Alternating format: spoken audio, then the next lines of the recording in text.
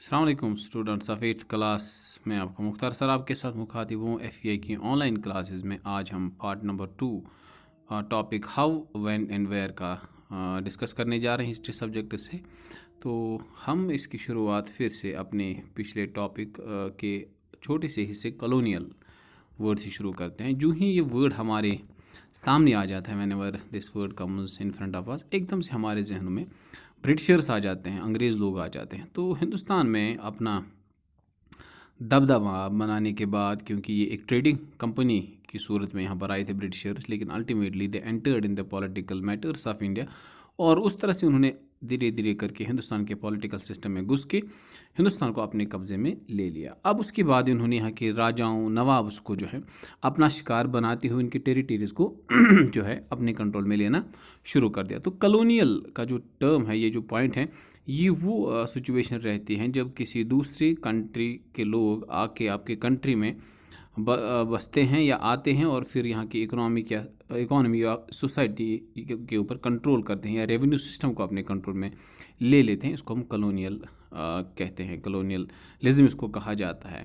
तो सारी ब्रिटिशर्स के ही दौर में सारी चीज़ें इनके कंट्रोल में आ गई थी। इकोनॉमी, गुड्स का बेचना, कौन सी क्रॉप उनको कल्टीवेट करवानी होती थी किसानों से, वो करवाते थे और सस्ते दामों पे करवाते थे। और इसके साथ साथ इन ब्रिटिशर्स के आने के बाद यहाँ के लोगों के वैल्यूज़, टेस्ट्स, कस्टम्स या प्रैक्टिसेस, रिलीजियस प्रैक्टिसेस में भी ब्रिटिशर्स की वजह से बहुत सारी तब्दीलियाँ आई। तो ये सब्जुगेशन किसी दूसरी कंट्री की वजह से कॉलोनियलिज्म कहलाता है, क्योंकि इस कॉलोनियलिज्म की ही वजह से आने वाले जो लोग होते हैं वो इकोनॉमिकली, पॉलिटिकली, सोशली, कल्चरली बिल्कुल तब्दील हो जाते हैं। उनको बहुत ज़्यादा परेशानी उठानी पड़ती हैं, क्योंकि बाहर से आए हुए लोग, बाहर से आए हुए कंट्री के लोग आपकी कंट्री पे ज़बरदस्ती कब्ज़ा करके यहाँ की पॉलिटिकल सिस्टम, आपकी इकोनॉमिक सिस्टम, आपके सोशल या कल्चरल सिस्टम को अपने कंट्रोल में ले लेते हैं, जिसकी वजह से यहाँ के जो अपने इस कंट्री के लोग होते हैं वो प्रोग्रेस नहीं कर पाते हैं। तो इस सिस्टम को कहा जाता है कॉलोनियलाइजेशन। और ब्रिटिशर्स का क्योंकि इनका एक पास्ट बहुत बढ़िया रहा है इस हवाले से, इसलिए हमारे जहनों में ये चीज़ आ जाती है कॉलोनियलिज्म को देखते ही। अब बहुत सारी ऐसी चीज़ें जो हम जानना चाहते हैं ब्रिटिशर्स के दौर के हवाले से, हिस्टोरियंस के दौर के हवाले से, वो ये हैं, हमारे जहनों में ये सवाल आता है कि किस तरह से हिस्टोरियंस को पता लगता है कि वाकई में पास्ट में क्या हुआ था, किस तरह से चेंजेस आ गई थी अलग अलग एस्पेक्ट्स के हवाले से, किस तरह से लोग रहा करते थे या किस तरह से ब्रिटिश एडमिनिस्ट्रेशन यहाँ पर चलाई जाती थी। तो अगर हम 250 साल की इंडियन हिस्ट्री को उठा के देखते हैं तो हमारे पास जो इम्पॉर्टेंट सोर्स ऑफ हिस्ट्री हैं वो है एडमिनिस्ट्रेटिव रिकॉर्ड्स, यानी कि गवर्नमेंट की तरफ से लिखे गए वो दस्तावेज़ जो उन्होंने लिख के रखे थे, ऑफिशियल रिकॉर्ड्स ब्रिटिशर्स की तरफ से, वो हमारे पास एक मेन सोर्स बनता है हिस्ट्री का। क्योंकि ब्रिटिशर्स बिलीव करते थे, उनकी एक पॉलिसी थी बाद में, कि वो हर किसी चीज़ को लिख के रखते थे। उनके प्लान्स, पॉलिसी, डिसीजंस, एग्रीमेंट्स, कुछ भी जो वो करते थे उसको वो रिकॉर्ड करके रखते थे अच्छी तरह से। लेकिन रिकॉर्ड करना ही, लिख के रखना ही नहीं, बल्कि उन लिखे हुए दस्तावेज़ों को बाद में क्या कहते हैं उसको, सेफ भी रखना था, उसको बचा के भी रखना था। तो ये चीज़ें ब्रिटिशर्स की आदत थी कि वो जो भी करते थे, जो भी एक्टिविटी, जो भी पॉलिसी वो इम्प्लीमेंट करना चाहते थे, उसको पहले लिखते थे। हर कोई चीज़, हर कोई काम वो लिख के रखते थे। इससे जो है उनका काम आसान हो जाता था आगे जाके फिर काम करने के हवाले से। अब ये डॉक्यूमेंट्स या लेटर्स या जो भी वो बना के रखते थे, इनको सिर्फ लिख के रखना ही काफ़ी नहीं था। As I have told you कि इनको बाद में संभाल के रखना बहुत ज़रूरी हो गया था, क्योंकि उसी की वजह से आगे जाके उनका इस्तेमाल किया जा सकता था। तो इस हवाले से हम देखते हैं कि ब्रिटिश एडमिनिस्ट्रेशन में गवर्नमेंट लेवल्स पे हर किसी दफ्तर में एक रूम हुआ करता था, अलग से एक रूम हुआ करता था, हाईएस्ट लेवल पे भी और लोवेस्ट लेवल पे भी।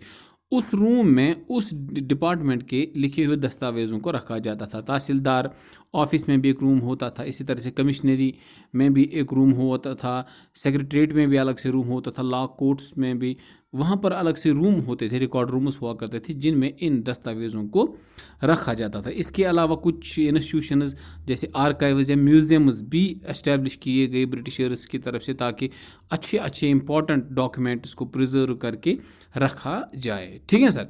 इसके अलावा अगर हम देखें बाद में चूँकि ये दस्तावेज़ एक ही कॉपी हुआ करती थी, फिर इन्होंने अच्छे अच्छे कैलीग्राफर्स को लाया, उन्होंने इनकी कॉपीज़ बनाई अच्छी हैंड राइटिंग के साथ, ताकि एक जो है डॉक्यूमेंट को एक या दो कॉपीज़ में तब्दील किया जा सके। लेकिन जो ही middle of the 19th century आ जाता है, उस टाइम पे प्रिंटिंग प्रेस वजूद में आ गया था। अब ये वो दौर था कि अगर आपका कोई डॉक्यूमेंट था, आप डॉक्यूमेंट इसको आसानी से बहुत सारी कॉपीज़ में तब्दील कर सकते थे। आपको कैलीग्राफर्स की ज़रूरत नहीं पड़ती थी। अब जो कि पहले अर्ली 19th सेंचुरी में एक डॉक्यूमेंट की दूसरी कॉपी के लिए बनानी ज़रूरत पड़ती थी, यानी कि प्रिंटिंग प्रेस से आपके जो डॉक्यूमेंट उसको सेव करके या उनकी मल्टीपल कॉपीज़ बनाना आसान हो गया था। तो ये चीज़ें इस्तेमाल की जाने लगी, लेकिन इसका इस्तेमाल इसलिए होता था ताकि वो अपने डॉक्यूमेंट्स को केयरफुली प्रिजर्व करके रख सके। ठीक है सर, पहले जो उनके पास टेक्नोलॉजी थी उसी हिसाब से वो उनको प्रिजर्व करके रखते थे, लेकिन प्रिंटिंग प्रेस आने के बाद ये चीज़ें बहुत आसान हो गई। अच्छा, इसके बाद ब्रिटिशर्स ने बाद में हिंदुस्तान में सर्विंग का जो सिस्टम है वो इंट्रोड्यूस किया, और सर्विंग उनके हिसाब से बहुत ज़्यादा इंपॉर्टेंट कंसिडर किया जाता था भाई साहब, क्योंकि वो जानते थे कि सर्विंग की ही मदद से जो है वो अच्छी तरह से इफ़ेक्टिवली एडमिनिस्ट्रेशन कर सकते हैं।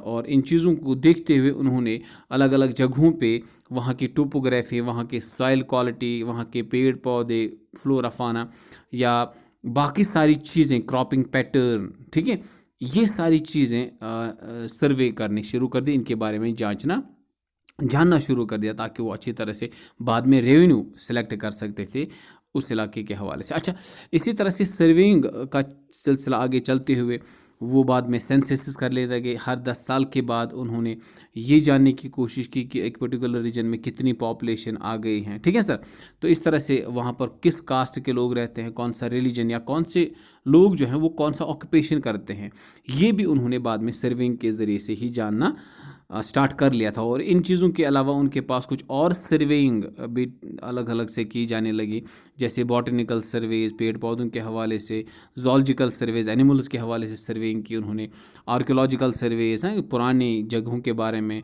वो सर्वेज उन्होंने की, एंथ्रोपोलॉजिकल सर्वेज इंसानों के हवाले से किस कास्ट या किस रेस से वो आए हैं वो चीज़ें, और फॉरेस्ट सर्वेज उन्होंने की, ताकि वो पूरी तरह से हिंदुस्तान को समझ के उसके ऊपर एडमिनिस्ट्रेशन कर सके। असल मकसद उनका ये था कि they basically want to know the resources of India, और इन सर्वेज की मदद से उनको रिसोर्स पता चले हिंदुस्तान के, और बाद में तो उन्होंने भाई साहब जो है उनको एक्सप्लॉइट तो किया ही, वो हमें याद में रखना है। लेकिन जो हम इस्तेमाल करते हैं चीज़ें हिस्ट्री बनाने के हवाले से, जैसे मैंने पहले ही कहा कि ब्रिटिशर्स के दौर के अगर हमें जानना है तो उसके लिए ऑफिशियल रिकॉर्ड्स को ही हमें देखना पड़ेगा, जिससे हमें बहुत हद तक उस दौर के बारे में पता चल सकता है। लेकिन कुछ चीज़ें ऐसी भी हैं जो उन ब्रिटिशर्स के लिखे हुए ऑफिशियल रिकॉर्ड से हमें नहीं पता चलता है। जैसे अगर हम देखें, इसमें कोई शक नहीं है कि उस दौर में लिखे गए ऑफिशियल रिकॉर्ड्स में हमें ब्रिटिशर्स के बारे में बहुत कुछ पता चल जाता है, लेकिन कुछ चीज़ें नहीं, जैसे लोगों का रहन सहन कैसा था वो पता नहीं चलता है, किस इलाके में ट्रैवलर्स आते थे, पिलग्रिम्स, उनके बारे में हमें बिल्कुल पता नहीं, लोगों की सोच क्या थी, लोगों की ज़िंदगियाँ कैसे बसर होती थी, इन चीज़ों के बारे में हमें ज़्यादा पता नहीं चलता है ऑफिशियल रिकॉर्ड्स के हवाले से, ऑफिशियल रिकॉर्ड्स को स्टडी करने के बाद। तो अगर आपको लोगों के बारे में, हकीकत में सोसाइटी के बारे में जानना है, तो उसके लिए भाई साहब जो है आपको कुछ और चीज़ें देखनी होंगी, जैसे न्यूज़पेपर्स उस दौर के, उनको स्टडी करना पड़ेगा, या कुछ पब्लिश्ड इश्यूज़ जो है, डिबेट्स वगैरह जो है वो, या कुछ बाहर से आए हुए ट्रैवलर्स उनकी ऑटोबायोग्राफीज़ उनको देखना पड़ेगा। इसी तरह से पोइट्स ने जो पोइट्री वगैरह लिखी है उनको भी आप जो है लेके उनको पढ़ के जो है उस दौर के बारे में बहुत कुछ जान सकते हैं, वो चीज़ें जो आपको ऑफिशियल रिकॉर्ड्स में नहीं मिलती हैं। ठीक है सर, तो हिस्ट्री को अच्छी तरह से समझने के लिए आपको सिर्फ डिपेंडेंट नहीं रहना पड़ेगा। अगर आप डिपेंडेंट रहे ऑफिशियल रिकॉर्ड्स के ही ऊपर, तो ऑफिशियल रिकॉर्ड्स आपको सब कुछ पास्ट के बारे में या पर्टिकुलर डेट के बारे में नहीं बता सकते हैं, पर्टिकुलर टाइम पीरियड के बारे में नहीं बता सकते। अगर हम ब्रिटिशर्स की दौर की बात करें तो ये मुमकिन ही नहीं है कि आपको सब कुछ ऑफिशियल रिकॉर्ड्स में मिल सके। उसके लिए आपको पोइट्स की या ट्रैवलर्स की या पिलग्रिम्स की या कुछ और लोगों की जो है लिखी हुई इबारतें, लिखी हुई चीज़ें लानी पड़ेंगी, तब जाके आप पूरी तरह से लोगों के बारे में जान सकते हैं। लेकिन और भी कुछ हिस्से हैं जो हमें हिस्ट्री में फिर भी बहुत अच्छी तरह से नहीं मिलती, उनके बारे में इंफॉर्मेशन, जैसे किस तरह से ट्राइबल पीपल, किस तरह से पीजेंट्स या वर्कर्स, मायनों में काम करने वाले लोग, पुअर कास्ट, लोअर कास्ट, उनकी ज़िंदगियाँ कैसी हुआ करती थी। एक बात सच है कि उनके बारे में हमें ज़्यादा कुछ हिस्ट्री में नहीं मिलता है, और सिर्फ हम अंदाज़ा लगा सकते हैं कि वाकई में ये लोग, अगर हिस्ट्री में इनका कहीं ज़्यादा जिक्र नहीं है तो जाहिर सी बात है कि इनके ऊपर ज़्यादा तवज्जो नहीं दिया जाता था। तो ये चीज़ें हम अक्स करते हैं सिर्फ अंदाजे से कि वाकई में इन लोगों की अहमियत न होने की वजह से शायद हमें ये हिस्ट्री में कहीं नज़र नहीं आते हैं। अगर इनकी इंपॉर्टेंस होती तो इनका कहीं जिक्र होता। तो ये पार्ट नंबर 2 था इस टॉपिक के हवाले से। उम्मीद है आपने इसको अच्छी तरह से अंडरस्टैंड किया होगा। तो उम्मीद है कि अगले वीडियो तक आप हमारा इंतज़ार करेंगे। अल्लाह हाफिज़, सलामत रहिए।